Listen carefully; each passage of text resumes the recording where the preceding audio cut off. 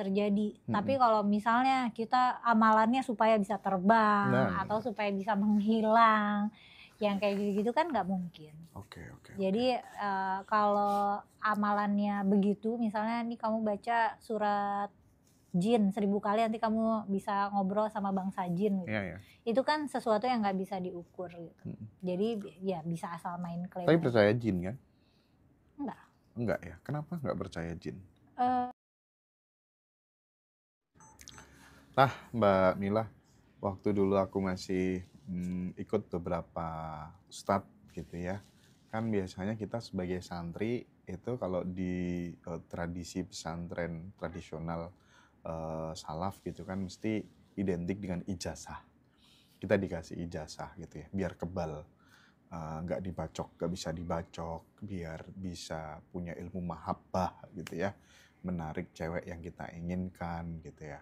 Termasuk kemudian bisa penyembuhan gitu ya. Macam-macam lah itu, ada asma tiger, ada kulhu geni, ada segala macam gitu ya. Ada apa juga ya, apa sih yang gue dulu pernah, jadi aku tuh mukul pisang gitu ya.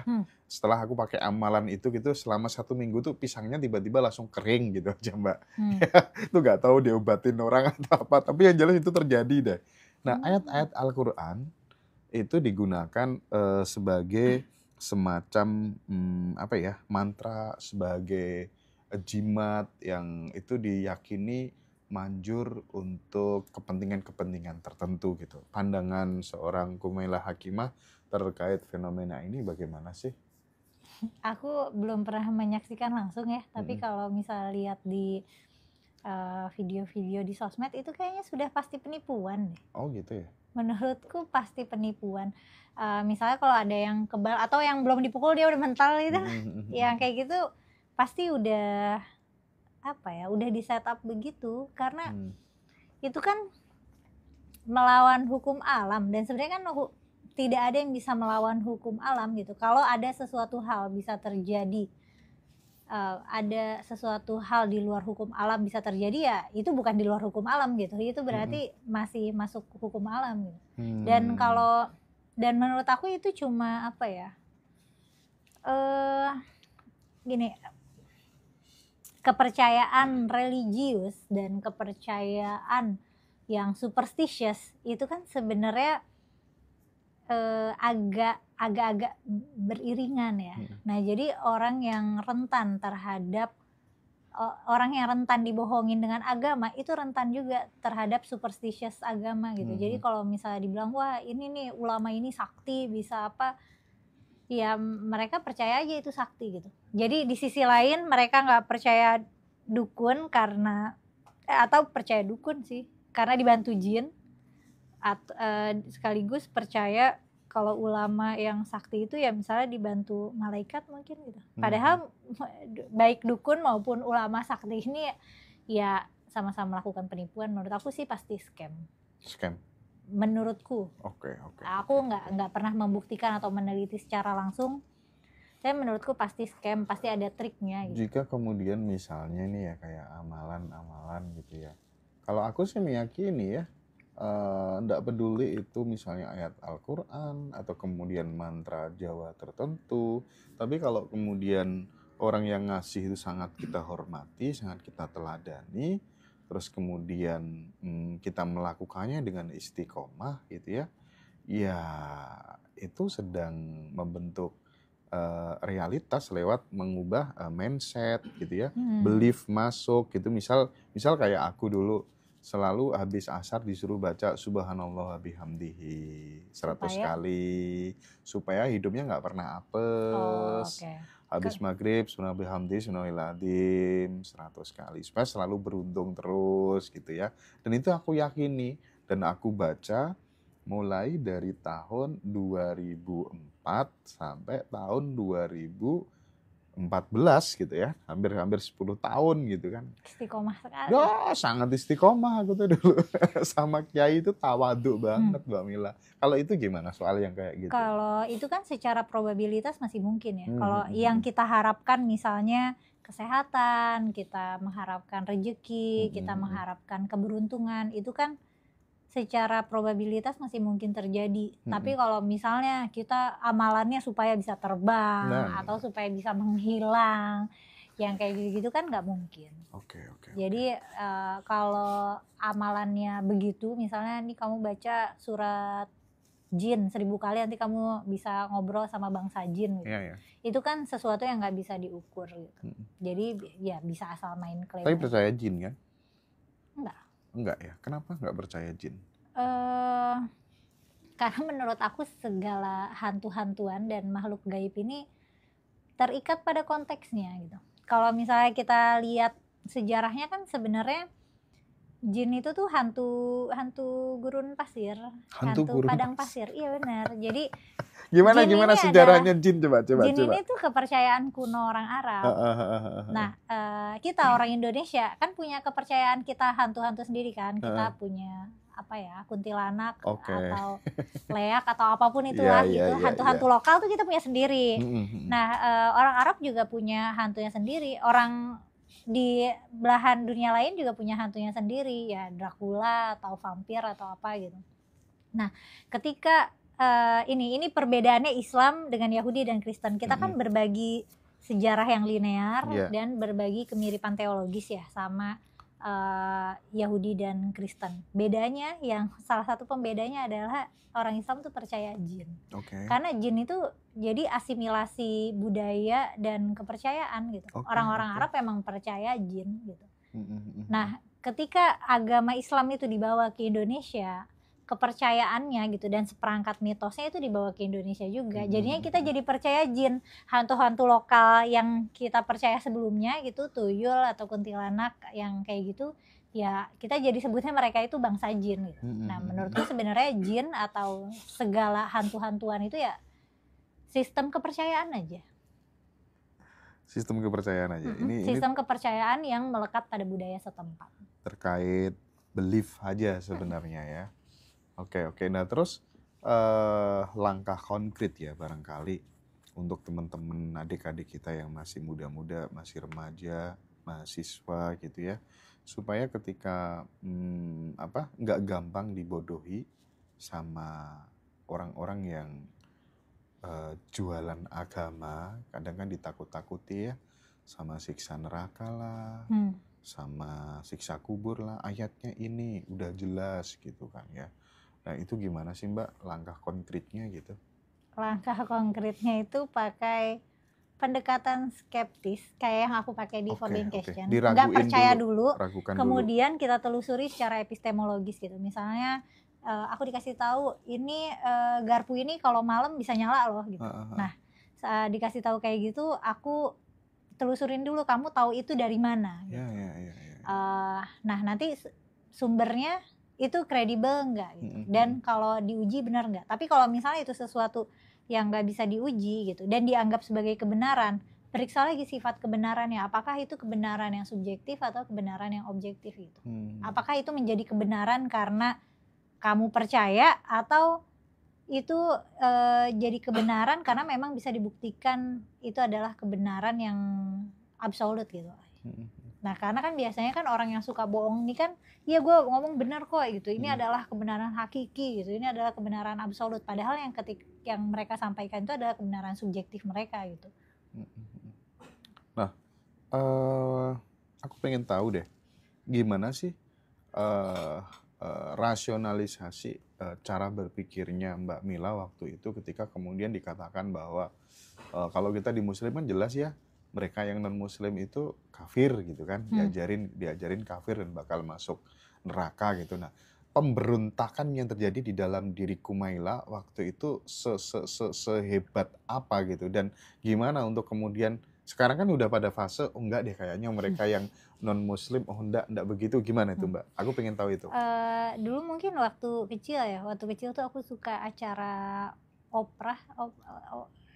Oprah itu di TV, pembawa acara. Terus kan dia menurutku yang masih kecil dia tuh sangat inspirasional gitu, suka ngundang tamu-tamu yang inspiratif. Terus jadi aku ngelihat dia tuh ibu-ibu yang baik gitu. Nah terus ada episode di mana dia ngundang pastor atau apa, pokoknya kelihatan banget dia Kristen banget. Terus di situ aku kayak kaget, oh iya ya dia orang Kristen ya, berarti dia masuk neraka dong. Nah terus pertanyaan itu aku bawa ke guru-guru aku dan gak ada yang ngasih aku jawaban yang memuaskan sih. Terus pas SMP kan aku sering olimpiade. Nah ketika lagi olimpiade kan kita ketemu teman-teman yang dari sekolah-sekolah Kristen gitu. Dan mereka kan pintar dan menyenangkan, dan itu juga ganggu pikiran aku gitu. Tapi masa sih mereka ini teman-temanku yang pintar-pintar dan berbakat ini, mereka calon penghuni neraka gitu. Kayak aku merasa jika Tuhan yang maha adil membuat sistem yang begitu, ya itu sangat maha tidak adil ya. Ya udah sih. Aku tuh sempet ya mengalami sebuah peristiwa. Tapi setelah peristiwa ini aku ceritakan gitu, teman-temanku tuh yang tadinya dia hanya belajar Islam tuh hanya secara syariat aja, dia bisa mengalami lompatan spiritual yang sangat luar biasa. Ceritanya gini, jadi aku tuh kan idola banget sama sosok yang namanya MH Ainun Najib gitu ya. Bahkan aku tuh bikin satu channel khusus namanya Eyanisme gitu, karena aku pengagumnya beliau gitu ya. Nah, beliau tuh pernah cerita, satu-satunya manusia yang benar-benar aku anggap sebagai guru itu adalah Umbu Landu Paranggi gitu. Tapi Cak Nun sendiri tuh gak tahu agamanya Umbu itu apa. Itu satu gitu. Aku mulai kan kemudian, aduh gimana ya gitu kan. Terus yang kedua, Umbu itu sukanya minum bir gitu kan ya. Waduh bukan air putih mbak, bir bintang gitu kan. Nah disitulah kemudian aku tuh mulai berpikir, aduh ini gimana ini kan. Akhirnya aku mulai bener-bener perdalam gitu mbak, perdalam gitu. Dan ketika ini aku ceritakan ke beberapa sahabat-sahabatku tuh, akhirnya itu menjadi pemantik dia untuk belajar lebih dalam lagi tau. Iya. Seseru itu. Seseru itu. Emang kita ketika belajar agama di luar kerangka fikih, kita akan lebih apa ya, lebih bisa membangun rasa kemanusiaan sih dibanding kalau kita melihatnya secara hitam putih gitu. Gus Dur aja mengatakan ya, asal kamu berbuat baik terus kepada orang lain gak akan tanya apa agamamu gitu ya. Tapi sementara masih banyak loh ya teman-teman kita yang dikit-dikit tuh, kayak aku kan sering, aku kan sebagai host di Ngaji Rosok gitu, mas pembicara yang ini tuh Islam apa enggak sih gitu kan ya. Ini gimana sih gitu, itu sering banget gitu ya, sering banget. Padahal itu udah nggak ini ya, udah nggak penting lagi kita tuh udah pluralisme banget sebenarnya, maksudnya dan seluruh dunia secara global tuh sudah mengarah ke masyarakat yang majemuk gitu, dimana kita ini beragam, saling menerima satu sama lain terlepas dari apapun rasnya, agamanya atau gendernya gitu. Kita tuh sedang menuju masyarakat yang seperti itu gitu. Masih nanyain agama. Ada seorang Gus yang cukup aware sih dia terhadap pluralitas gitu. Dia bilang sama aku gitu, oh jangan-jangan orang-orang yang di barat itu karena dia melakukan itu kan yang dianggap kesalahan, kan kita yang anggap kesalahan, tapi bagi mereka kan itu sebuah budaya gitu, bergaul dengan ini itu jangan-jangan nanti nggak ada apa-apa Mas Hendra gitu. Sampai segitunya gitu ya. Tapi itu lagi-lagi preferensi orang beda-beda sih. Jadi kita ngobrol seperti ini dalam rangka untuk ya membangun nalar kritis kita, karena bagaimanapun juga ya ini sebuah realitas sih, banyak orang memanfaatkan agama hanya untuk memperkaya dirinya gitu ya. Even itu dengan jualan agama doa, dengan jualan makam wali, jualan jasa makam nabi gitu ya. Ini fakta gitu ya, fakta, dan bisnis yang luar biasa itu ya makam-makam orang-orang suci itu. Makanya para oknum-oknum habaib itu, keturunan Sangkuriang atau keturunan siapa itu berlomba-lomba gitu, meskipun makam gak jelas gitu, kasih aja bin siapa itu kan udah penipuan. Iya, di mana-mana sih Mbak, di mana-mana, dan dibiarkan. Iya. Dan dibiarkan seolah-olah iya, tapi kan netizen sekarang yang mulai nggak terima gitu ya. Netizen yang nggak terima gitu. Miris ya Mbak ya. Iya, Miris sedih. banget ya. Sedih karena ada orang yang memanfaatkan eh, kenaifan masyarakat, dan sedih juga karena masyarakatnya naif-naif. Masyarakatnya naif-naif. Mm. Tapi sekarang udah inilah ya, sekarang udah banyak konten-konten yang mengedukasi kita, apapun agamanya, ya kita sesama manusia. Mas Hendra optimis ke depannya bakal lebih ini ya, lebih cinta damai masyarakat kita. Kalau kayaknya sih, aku percaya itu deh. Kalau kamu gimana, Mbak? Percaya, tapi mungkin perjalanan masih panjang. Sekarang sih Gitu. masih pesimis ya. Sekarang masih pesimis gitu ya. Ya udahlah, yang penting apa yang kita mampu perbuat Betul. saat ini supaya kemudian ya Meskipun dampaknya kecil, tapi lakukan saja yang bisa ya dilakukan. itu maksudnya. Itu maksudnya gitu. Nah, sekarang gini Mbak Mila, nanti sebelum ini mau minta satu sesi khusus nanti untuk Mbak Mila gitu ya, temanku ini. Dia pakar tasawuf. Waduh. Pakar tasawuf, mantap, jauh-jauh.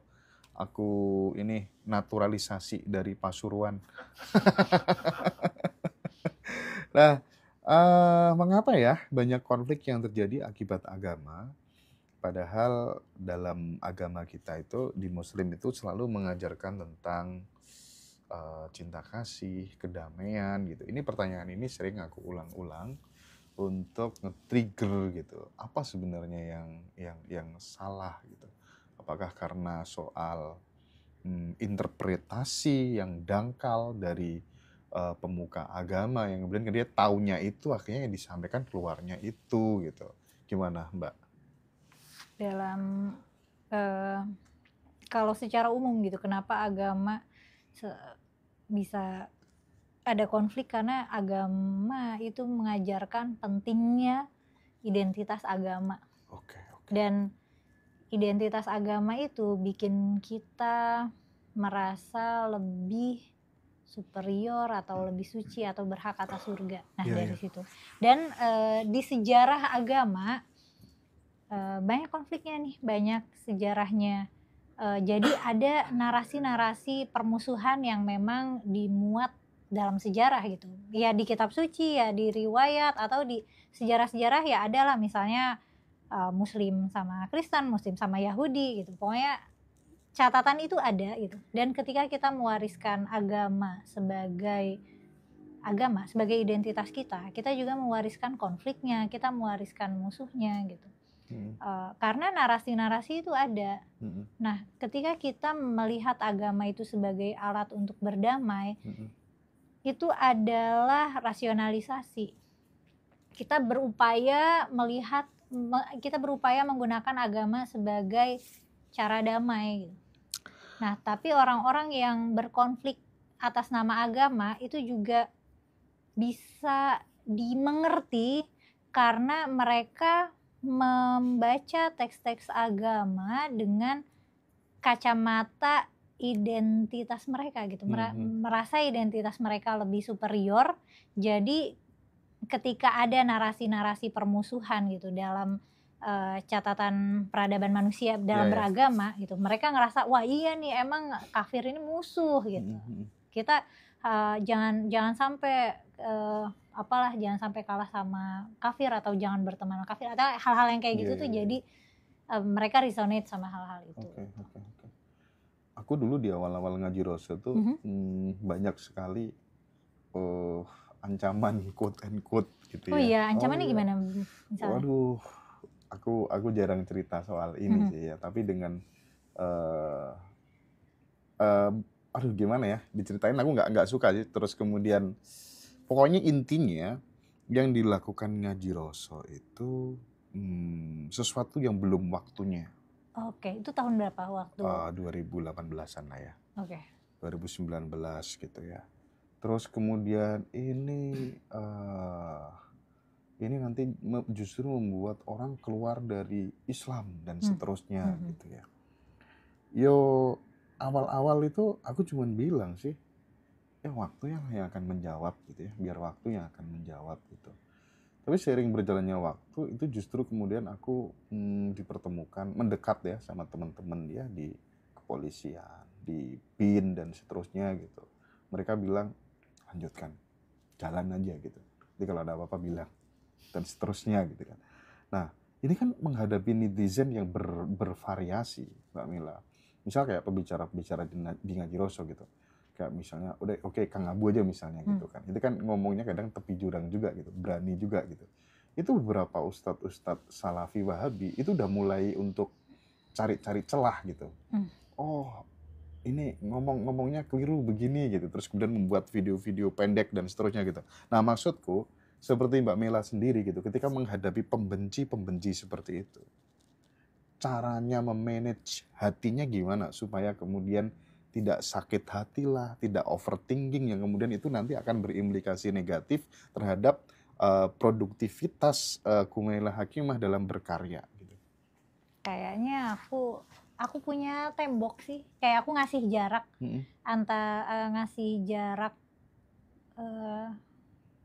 ngasih jarak aja sama emosi aku ketika lagi ngonten ya. Ketika mungkin karena netizen ini kan cuma komentar-komentar gitu, dan aku ngerasa itu hampir tidak ada dampaknya untukku secara emosional. Tapi baca komen? Baca. Oh, baca ya? Aku nggak punya waktu ya untuk baca komen. Seringnya nggak baca emang, tapi gitu. baca mah baca. Kadang aku nyiapin waktu buat baca karena aku pengen tahu feedback penonton kan. Oh gitu tuh. Oke. Karena aku mau nyari komentar bagus gitu, barangkali ada yang punya feedback buat aku gimana supaya konten aku lebih bagus gitu. Cuman waktu awal-awal setahun pertama itu kan penontonnya relatif sepi dan isinya hater semua. Nah, teman-teman aku tuh sampai pada takut karena banyak ancaman kan. Teman-teman aku banyak yang nyaranin untuk berhenti konten malah. Kayak ngapain sih kalau mau jadi konten kreator, konten ini aja, make up kayak baju gitu, konten-konten cewek gitu. Tapi ya aku coba dulu konsisten gitu kan, berarti sekarang tuh hitungannya baru 2 tahun sih. Dan penerimaannya mulai oke nih, mulai ketemu audiensnya. Jadi ya udah. Dan kalau haters kayaknya aku ngadepinnya dengan cara nggak ngadepin deh. Aku nggak menyiapkan ruang mental, ruang emosional untuk ngadepin itu gitu. Jadi biasanya sih lucu-lucu sebenarnya loh. Maksudnya bisa aku tertawakan karena seringnya nggak nyambung gitu. Misalnya ketika aku bahas kenapa babi haram, komentarnya tuh muka lu tuh kayak babi gitu, kan gak nyambung ya. Jadinya kan itu jadi lucu gitu. Atau misalnya aku bahas wah ini Kumaila istri Dajjal, itu kan lucu. Kumaila istri Dajjal gitu. Jadi aku nanti judulnya susah. Kumaila istri Dajjal gitu ya. Ya aku pengen bikin konten itu tuh, tutorial menjadi istri Dajjal. Aku jadinya susah untuk merasa tersinggung karena mereka ngebully aku tidak tepat sasaran gitu. Mungkin kalau mau ngatain aku, maksudnya jangan cuma bilang wah ini Kumaila goblok, jangan cuma bilang goblok, tapi kasih tahu aku gobloknya di mana dan beneran gitu. Dan beneran itu salah. Kayak aku pernah di call out dan aku ngerasa bersalah itu ada suatu konten aku namanya Argumen Bela Tuhan. Di situ aku bahas kompilasi argumen-argumen filosofis lah. Nah, ada suatu argumen yang aku simplifikasi, emang sengaja karena aku males ngejelasin panjang lebar. Terus aku aku meremehkan kemampuan penonton juga, paling juga gak nyampe gitu. Nah, terus aku dikritik sama ada temen Kristiani, dia bilang aku menyampaikan argumen itu secara tidak lengkap, terlalu disimplifikasi sehingga penyampaian aku tidak lengkap. Dan itu kritik yang valid banget kan. Aku sebagai konten kreator yang niatnya mengedukasi, aku jadi merasa berhutang pada audiens gitu. Oh iya, aku zolim nih sama penonton aku ngasih keterangan yang tidak lengkap gitu. Karena aku males, karena sejujurnya alasannya karena males, tapi kalau argumen yang itu dikeluarin dari konten kayaknya juga nggak adil gitu, karena itu argumen yang penting gitu dalam sejarah teologi Islam. Terus jadinya aku ajak dia ngonten bareng gitu. Ini teman-teman banyak yang pengen itu. Iya mas, kasih aja judul Kumaila istri Dajjal gitu, tanda tanya gitu loh. Bagus ya, biar tersampaikan. Tapi aku tuh bener-bener berterima kasih pada salah satu guru aku dulu ketika aku masih belajar rutin di rumahnya gitu ya. Itu bener-bener membantu aku banget Mbak Mela ketika kemudian ada orang yang kemudian tidak suka dengan perjalananku, ya nggak banyak sih. Tapi kadang kan dulu aku tuh orangnya overthinking banget gitu, jadi kepikiran, akhirnya kan nggak produktif gitu ya. Orang timnas kalah aja, aku nggak produktif kerja gitu kan. Dulu tuh masih mikirin gitu, tapi ketika aku belajar sama beliau, aku bener-bener diajarin, Hendra, ketika kamu berjalan di tengah hutan, terus kemudian kamu ketemu mangga busuk, kalau kamu goblok, itu mangganya kamu ambil, kamu jilat, kamu mutah-mutah sendiri karena kamu goblok. Tapi kalau kamu smart, kamu jalan aja karena tahu itu mangga busuk gitu. Biarlah anjing menggonggong, kafilah berlalu, ya, kamu kafilahnya ya. Biarkan mereka anjingnya aja gitu. Nah mulai saat itu, aku tuh enteng banget jalan hidup, udah gak ngurusi orang yang mau ngebenci gitu. Mas Hendra kenapa bikin Ngejeroso? Aku berangkatnya sih, apa ya, satu dulu pengen meningkatkan penghasilan, ya kan, karena basically aku tuh suka kegiatan sosial, kegiatan berbagi. Aku seorang udah lama ya punya jiwa organisatoris gitu, waktu sekolah, waktu kuliah, dengan kegiatan-kegiatan sosial dan seterusnya. Aku selalu melibatkan banyak anak-anak yang masih muda-muda gitu. Jadi aku tuh kayak punya tanggung jawab moral gitu. Ini anak-anak yang muda-muda struggle ini, aku suatu saat harus bisa ngerekrut mereka biar bisa sekolah dengan biaya mereka sendiri, kuliah dengan biaya mereka sendiri. Aku kayak pengen meng-copy paste pengalamanku ke hidup mereka gitu loh. Iya, sangat berjiwa sosial sekali Mas Hendra. Awalnya sih dulu begitu sih Mbak. Terus awalnya tuh bikin konten-konten kuliner gitu ya. Karena yang ngajarin aku pertama dulu dia konten kreator street food di Malaysia kan. Tapi stagnan terus akhirnya ketemu nih mbah-mbah tua yang tinggal di tengah hutan sendirian. Dia bener-bener memberikan sebuah wawasan yang berbeda dari mainstream, artinya dari agama yang aku pahami selama ini itu nilai-nilai luhur ajaran kejawen, namanya Mbah Sumatari gitu. Awalnya dia nggak mau di syuting itu hanya untuk konsumsi pribadiku, dan itu murid-muridnya pada nggak terima ketika ditayangin di YouTube gitu ya. Kenapa? Iya, ilmu seperti itu belum waktunya diwedar di banyak orang gitu kan.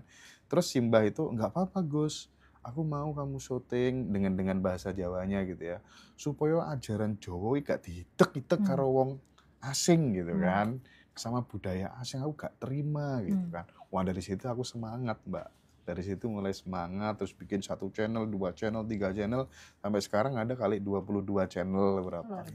Dan itu memang mimpiku, aku pengen memberdayakan anak-anak yang hidupnya struggle. Karena aku dulu struggle juga ketika masih sekolah gitu. Kok jadi aku yang cerita ya?